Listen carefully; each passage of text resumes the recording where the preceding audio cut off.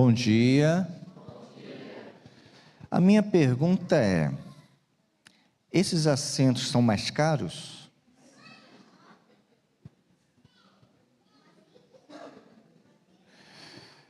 Mais uma vez, que a graça do Deus Todo-Poderoso possa reinar sobre as nossas vidas.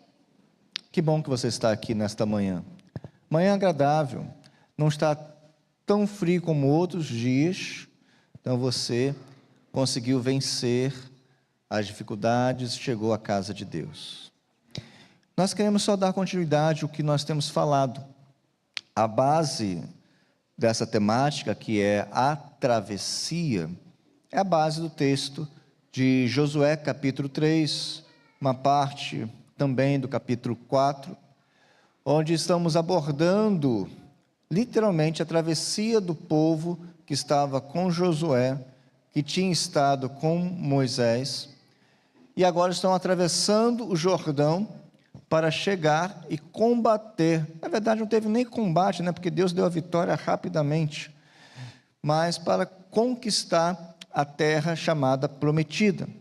Nós já falamos um pouquinho sobre isto. Coloca só, por favor, os slides que demonstram os pontos principais no capítulo, ponto 1, nós já falamos. Vamos só reler a afirmativa? Todos. Então o texto bíblico aborda que todos deveriam participar da travessia. Mas de que maneira isso é explicado na palavra de Deus? Todos, tanto homens, mulheres, crianças, idosos, aqueles que tinham facilidade de caminhar, aqueles que não tinham facilidade de caminhar, aqueles que eram mais apressados, aqueles que eram mais lentos, aqueles que queriam, aqueles que não queriam, todos passaram. Então, Deus não deixa ninguém para trás. Essa é uma grande verdade que já foi dita aqui. Segundo, coloca por favor, complementando aquilo que iniciamos, que Deus é o Deus que cuida de todos nós. E há uma outra grande verdade, que na travessia temos o quê? Isso, volta, por favor. Isso, 2, isso. Na travessia, uma orientação, e não é uma bússola, porque bússola quebra, na GPS manda para a rua errada, enfim. Nós temos uma pessoa, é Cristo. Ele é o determinante dos nossos passos. Ele é o condutor da nossa vida. É nele, é por ele, para ele todas as coisas. O Senhor, ele é exemplificado, ele é visto na condução do seu povo. E no Antigo Testamento também não é diferente. Faz a alusão àquele que é e que sempre será o Cristo ressurreto, o nosso Deus. E nesta manhã, agora sim, eu quero trabalhar a temática que é o preparo para a travessia. Muito bem, vamos ler juntos o verso 5, que diz sobre um imperativo que Deus tinha dado a Josué, e ele replicou, ele ecoou ao povo. Vamos ler juntos? Josué ordenou ao povo: santifique-se, pois amanhã o Senhor fará maravilhas entre vocês. Vamos orar? Senhor Deus e Pai, toma-nos nesta manhã tão agradável, manhã santa, porque foi separada pelo Senhor. Obrigado, Deus, porque o Senhor nos chamou por meio da sua graça. Já tivemos o privilégio de aprender um pouco mais da sua Sagrada Escritura, por meio da escola bíblica dominical, e agora também, Deus, traga esclarecimento, entendimento, lucidez sobre o texto bíblico. Ó Deus, usa-me como uma espada afiada em tuas mãos. Abra o entendimento, que o teu Espírito Santo seja aquilo que ele é, o Deus Todo-Poderoso. Ó Deus, louvado e bendito é o Senhor. Fale à sua igreja em nome de Cristo Jesus. Amém. Eu não sei quanto a você, mas na sua casa todos se arrumam rapidamente para sair? Não? Sem gerar nenhuma crise matrimonial ou familiar. Você saberia dizer quem que atrasa mais ou quem é mais rápido? Saberia? Você se arruma rápido? Confessa o seu pecado. É melhor mudar de assunto, voltar para o texto bíblico, né? Por que eu estou dizendo isso? Porque a arrumação sempre demora para alguns e para outros é algo muito fácil. Porque há um preparo. Eu conheço pessoas que elas começam a se preparar tempos antes. Vamos falar que a pessoa trabalha na segunda-feira, no domingo já deixa a roupa arrumada. Não sei se você é desse tipo. Já separa a roupa, já sabe qual roupa que vai colocar, se leva a marmita, já preparou a marmita, está na geladeira. Mas tem gente que quer fazer isso tudo em 1 minuto. No dia, na hora que está saindo. Tem gente que marca contigo às 9 horas e sai de casa às 9 horas. Então, na vida, nós precisamos de um preparo. E o preparo demanda tempo, demanda algumas preocupações, algumas atitudes prévias.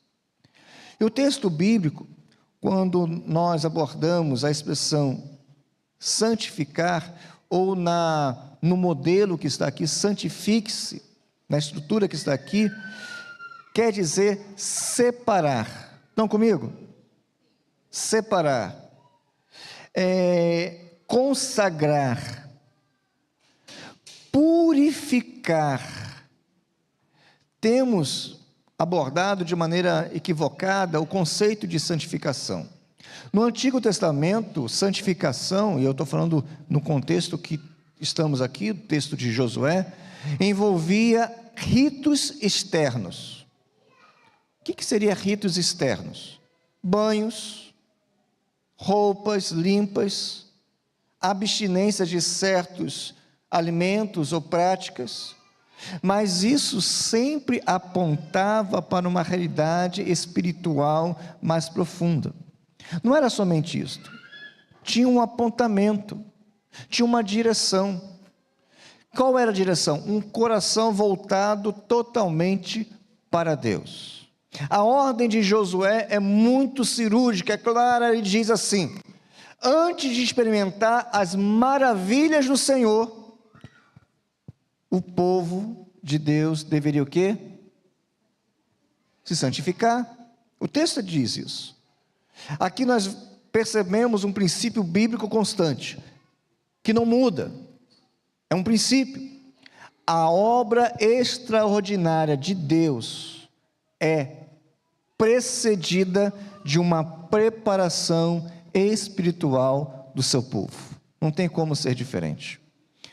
A palavra, o amanhã, aponta para uma expectativa, aponta para uma necessidade, aponta para uma esperança.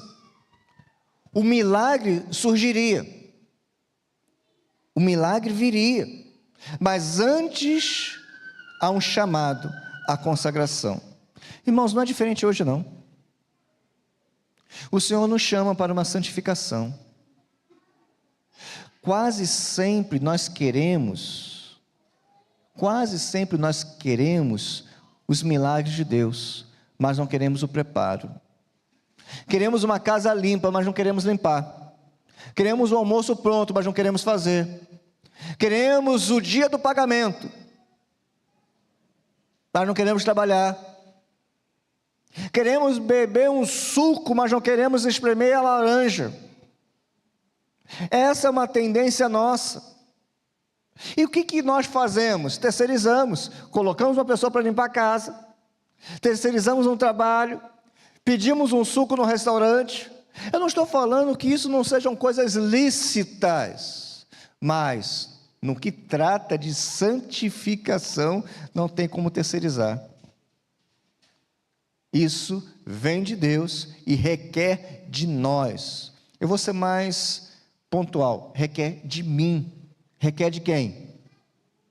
De você. Não tem como mudar isto. Não podemos querer experimentar milagres percebendo impurezas. Não dá. Não dá para pegar a sujeira e colocar debaixo do tapete, porque em algum momento a pessoa vai tropeçar naquele amontoado. E ignorar não quer dizer que não exista.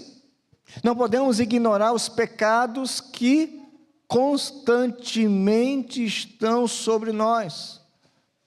Samuel orou ali e disse: Senhor, muito obrigado, porque o Senhor nos livrou da condenação do pecado. Nós não deixamos de ser pecadores, mas a condenação Cristo levou sobre ele. O processo de santificação, como eu digo, é um processo, não é algo assim, mas precisa ter um start, precisa ter uma continuidade, precisa ter uma persistência. Irmãos, persistência, não sei se é a sua virtude, mas todo crente precisa ter persistência. Em relação à santidade, muito mais, porque a santidade não é opcional, mas a condição para ver a glória de Deus. O autor aos Hebreus trabalha essa temática facilmente. No capítulo 12, verso 14 diz: segui a paz com todos e a santificação, sem a qual ninguém verá o Senhor. E ver o Senhor é a ideia de estar próximo, porque eu consigo ver até um limite. Você consegue ver, se não tivesse aqui nenhum impedimento, nenhuma parede, você consegue ver quem está do outro lado da rua, tranquilamente, correto? Correto. Você consegue ver, de repente, no portão da igreja, você consegue ver quem está na outra esquina, ou até na outra da outra esquina, mas você não consegue ver quem está em Maceió, agora, a não ser se fizer uma chamada de vídeo. Mas numa questão normal da vida, há um limite, porque eu consigo ver aquilo que está próximo de mim. Sem a santificação, nós não veremos Deus. Isso quer dizer o quê, pastor? Porque santificação é o processo que está contido na salvação. A salvação é dada, mas não é de graça. A salvação é recebida, mas não deve ser esquecida. E o lembrete da salvação é uma vida santa. O fruto deve corresponder com a árvore. Se somos uma nova criatura, o fruto dessa nova criatura é uma nova vida, uma mudança, uma identificação com Cristo. Podemos dizer que a vida cristã exige integridade diante de Deus. A vida cristã exige que eu me comporte como Ele espera. Imagine você, dono de uma empresa, contrata uma pessoa para ser o atendente da sua empresa, tanto telefônico como pessoal. Aquele que chega vai ser atendido de forma prévia por essa pessoa, e aquele que liga também. Então você passa todo um critério que aquela pessoa precisa fazer. Quando chegar alguém, a pessoa precisa falar, dar bom dia, enfim, fazer aquele padrão normal que nós conhecemos, e um telefonema também. Aí a pessoa, ao chegar, o visitante da sua empresa, ao chegar, ele não é abordado, ele não é cumprimentado, a pessoa fica ali atrás do balcão, ou atrás de uma mesa, não cumpre o papel. Aquela pessoa está exercendo a função determinada? Não, não está. E se ela continuar dessa maneira, o que você vai fazer? Vai promovê-la? Claro que não. A ideia de não continuidade é uma expressão bem tranquila, né? Não vamos dar continuidade nos seus serviços aqui conosco. A grande questão da vida cristã é que aquele que não vive uma vida santa, ele não experimentou do chamado da graça de Deus, porque o chamado da graça de Deus exige uma vida santa. Não seremos perfeitos, longe disso, mas buscaremos aquele que é perfeito. Hora do amém. Santificação não é fruto do esforço humano isolado, mas da graça de Deus que opera em nós por meio do Espírito. Irmãos queridos, quando eu falo que não é esforço solitário, é porque o Espírito Santo vai te capacitar. O Espírito Santo vai te orientar. O Espírito Santo vai te fortalecer. O Espírito Santo vai te nortear. O Espírito Santo vai te ensinar. Ele vai te convencer. O Espírito Santo, que é Deus, o mesmo em poder, honra, glória, louvor, como Pai e como Filho, Ele vai te mostrar como fazer. Só que a grande questão é você colocar em prática isso. Uma coisa é saber, outra coisa é efetuar. Que seja esse exatamente o propósito de nossa vida, querer e efetuar a vontade do Espírito. E ainda posso dizer que a obra divina exige nossa cooperação. A Bíblia diz que somos cooperadores de Cristo. Não é o que Ele fez na cruz que eu preciso cooperar, porque aquilo ali foi definitivo, excelente, perfeito. Mas cooperar em uma vivência daquilo que eu herdei da cruz. Somos herdeiros da cruz. E quando falo isso, posso dizer que santificação é a resposta do amor ao Deus que já se entregou e se separou por nós. Não é peso, mas privilégio. Venham comigo num pensamento.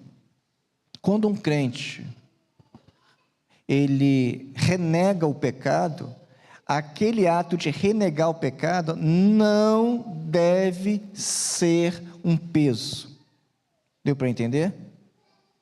Imagine lá Daniel com os manjares apresentados, e quando fosse apresentado aqueles manjares, ele fala assim: eu queria tanto isso, mas não posso porque Deus não quer. Deus não deixa.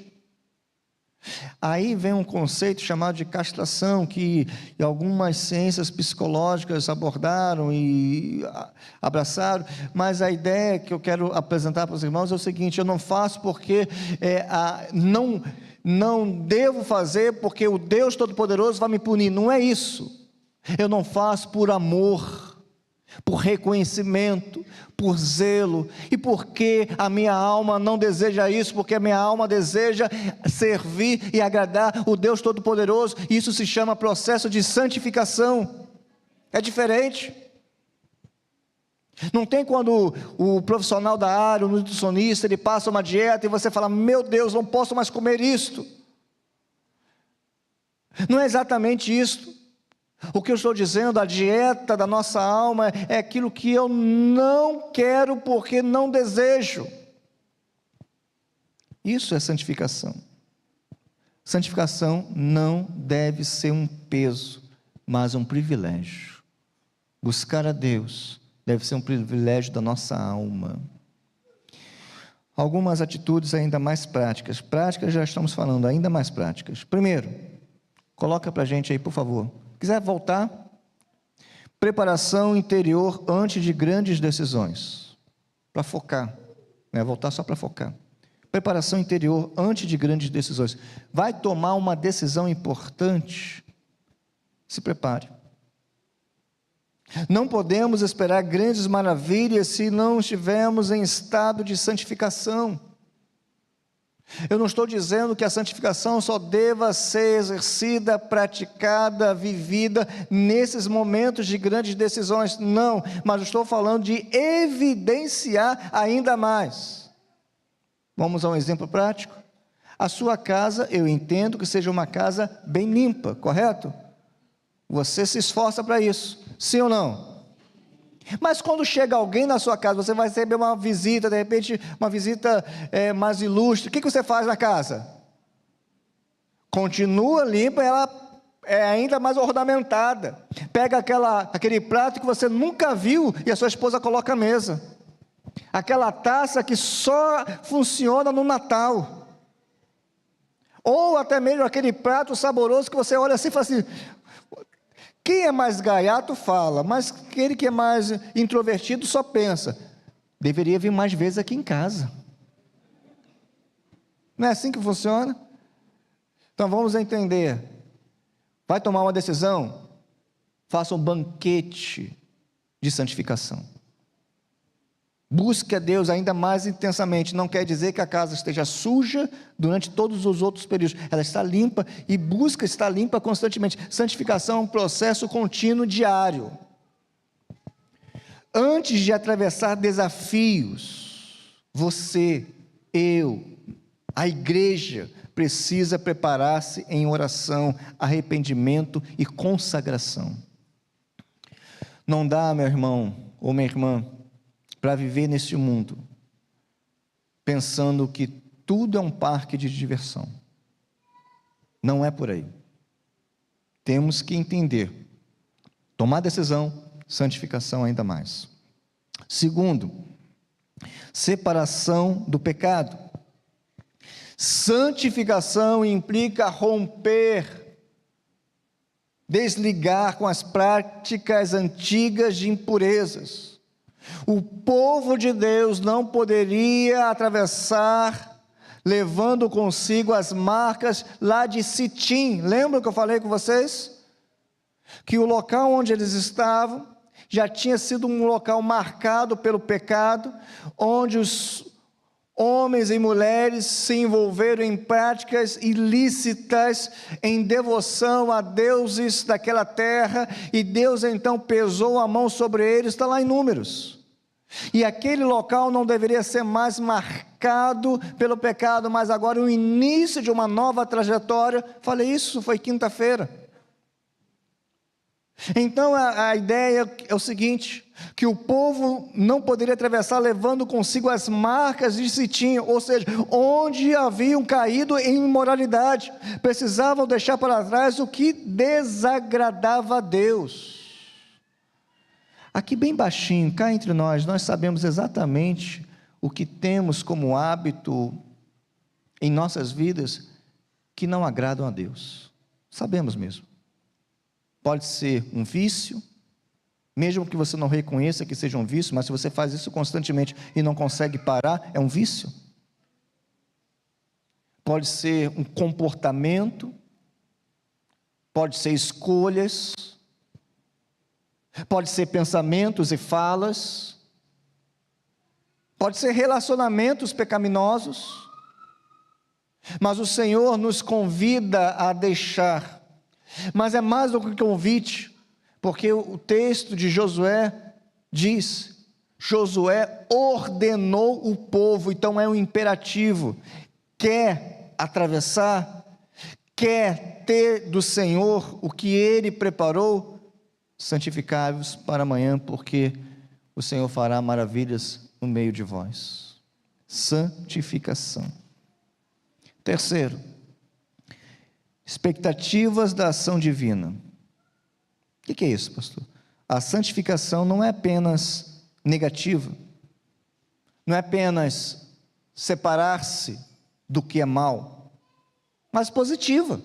Como assim, pastor? De esperar pela ação de Deus. A santificação também é uma espera. Uma espera. Entenda, nesse processo nós esperamos também coisas boas, não é somente se afastar do mal, faz parte do contexto, mas também esperar a bênção de Deus. Quando um noivo está diante do altar e tem então a marcha nupcial, o que ele espera? Espera a noiva chegar, é uma expectativa boa. Todo o processo culmina para exatamente aquele momento, todo o preparo, lista de casamento, lista de testemunhas, e local de festa, bolo, cor, paleta de cor, não é? Tudo culmina para aquele momento, para a noiva entrar.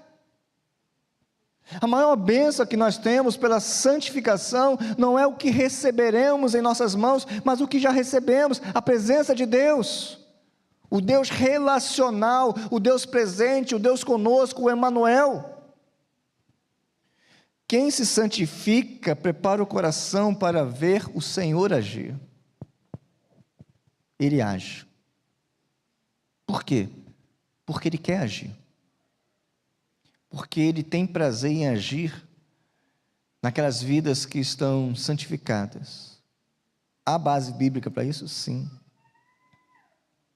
A Bíblia diz que Deus, Ele contemplava a vida de um homem, Esse homem sofreu muito. Teve muitas dificuldades, lidou com lutos, mas Deus se agradava daquela vida. Quem é? Quem é? Começa com J, acaba com O. Deus olha, Deus percebe, Deus avalia e Deus se alegra. Porque a expressão bíblica para o texto é exatamente de um Deus paterno, coruja, se eu posso dizer isso. Está lá vendo o meu servo Jó? É como aquele pai que olha para as crianças aqui cantando e fica filmando, mas filma mais o chão do que a criança porque está emocionado. E quando vai ver, não vê mais nada. Esse é o Deus que nós servimos. Lógico que a filmagem de Deus seria perfeita, né?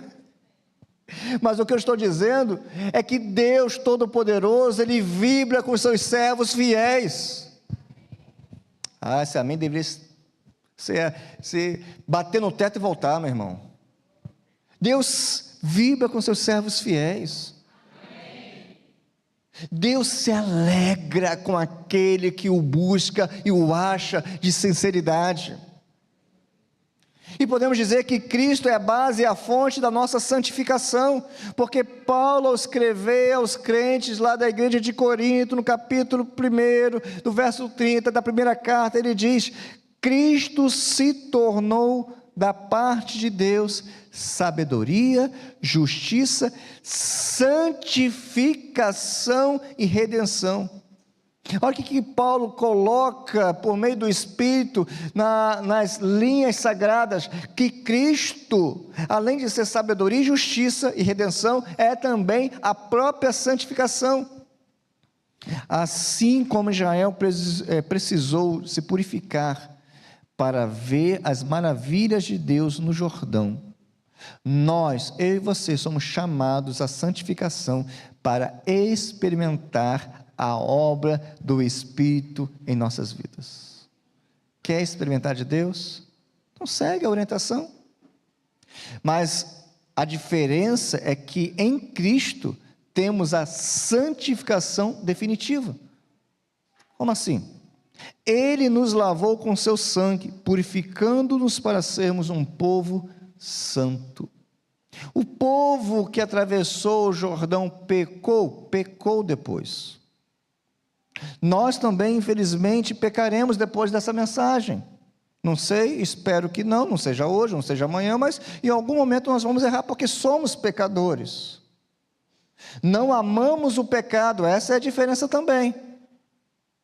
O texto bíblico fala que aquele que é de Deus, aquele que é de Cristo, não vive habitualmente no pecado. Ou seja, o crente, ele faz turismo rápido no pecado. E não vive lá. Mas uma coisa é certa: o sangue de Cristo já nos purificou, porque nós somos povo dele. Ele é, entre aspas, o verdadeiro preparo para a nossa travessia. Ele é a própria pessoa. A maravilha maior não é atravessar rios ou conquistar terras, como o povo do passado fez, mas atravessar da morte para a vida, e uma vida eterna, pela santidade conquistada por Cristo. Amém, povo de Deus? Eu entendo que o Senhor nos prepara para isto. Eu sei que há uma grande dificuldade de viver num mundo tão depravado, num mundo onde as águas do Jordão são pecaminosas. Mas o Senhor é aquele que te convida a atravessar. E não sei se você lembra, mas o texto diz que eles atravessaram a pés enxutos. Se você buscar a Deus, você consegue não molhar os seus pés no pecado. Se você buscar a Deus, você consegue, ao invés de ter os pés ou o corpo molhado no pecado, você consegue ter pés formosos, como aqueles que anunciam o Evangelho. Eu sei que não é fácil. Todos nós somos iguais. Todos nós temos uma parte do nosso telhado que é de vidro. Sabemos onde erramos. Pode ser que você não tenha a humildade necessária para reconhecer os seus próprios erros. Existem dois elementos: ou você reconhece, ou você é acusado ou convencido. Acusado pelo diabo, porque ele é o acusador. Ele fica esperando. É como aquela pessoa amargurada que espera o erro do outro para dizer: você também errou comigo? Fica aguardando para acusar. Ou nós somos convencidos pelo Santo Espírito. E o convencimento vem com amor, porque Ele quer e Ele deseja que acertemos. Todo pai bondoso, ele corrige o filho para que o filho se torne uma pessoa melhor. Não corrige por maldade. Não corrige porque quer o mal, porque é perverso. O bom pai, e eu falo bom pai, boa mãe, há um desejo que é normal que os filhos sejam melhores do que eles são. Sim ou não, gente? Sim. É lógico que em alguns momentos nós cometemos excessos, reconhecemos, lidamos de maneira equivocada com alguns assuntos, mas o Senhor, que é o Deus perfeito e Pai, Ele sabe exatamente, e o convencimento e a orientação vem como instrução e alerta. Quando Deus falou com Josué, Josué não hesitou, ele ordenou, ele era o líder do povo. Ele disse para o povo exatamente isto: santificai-vos, santificai-vos, porque tudo começa na escuta e na prática. Por isso que o Senhor nos deixou um registro: não sede somente ouvintes, mas sim praticantes. O nosso desejo, e eu espero que seja o seu também, o meu desejo é que eu não saia daqui como ouvinte, porque aquilo que eu falo, eu preciso ouvir também. Aquilo que você está escutando, também juntos precisamos colocar em prática. Não pode ser só um momento legal: vi o irmão, revi fulano, estive presente, foi bom, cantamos, ouvimos a palavra de Deus, e aí? Qual é a mudança? Diante disso, o que nós vamos fazer? Eu preciso sair daqui com um desejo árduo de abandonar o que é errado e correr com perseverança aquilo que está proposto para nós. Eu preciso fitar os meus olhos em Jesus, o autor e consumador da minha fé, desprezando toda a vergonha pública, a ignomínia, como diz o texto bíblico. Eu preciso optar. No caso, eu não posso ficar no muro, em cima do muro. Você lembra daquela, não vou contar a história, mas você lembra daquela peça, aquele teatro que foi feito por muitos anos nas igrejas, onde tinha do lado Deus e do outro lado o diabo, e Deus falando para a pessoa que está em cima do muro da decisão: saia desse muro, saia desse muro, saia desse muro. E aí envolve toda a peça naquela história, e do outro lado está o diabo quietinho, não falando nada, e a pessoa que está no muro pergunta: ué, você não vai falar nada? Ele: não vou, porque o muro é meu. Não viva em cima do muro, desça e esteja na presença de Deus em santidade. Que o Senhor nos abençoe nesta manhã. Você pode fechar os seus olhos, e agora você vai estar orando por sua vida. Não é uma oração egoísta, mas necessária. Ore pela sua vida, por aquilo que o Espírito Santo trouxe ao seu coração, pelos alertas de pecados que estamos ainda adulando, em áreas específicas diversas. Eu faço isso agora também no meu coração. Eu não sou melhor do que você, nós somos iguais. Mas peço ao Senhor que haja um quebrantamento nesta manhã, que haja um favor de Deus sobre nós, que haja um mover do querer do Senhor sobre nós. Mas nada vai acontecer se o céu não for acionado, mas também nada vai acontecer se o seu coração não for acionado. Confesse o pecado, confesse. Fale com Deus agora. Peça forças para vencer essa dificuldade persistente.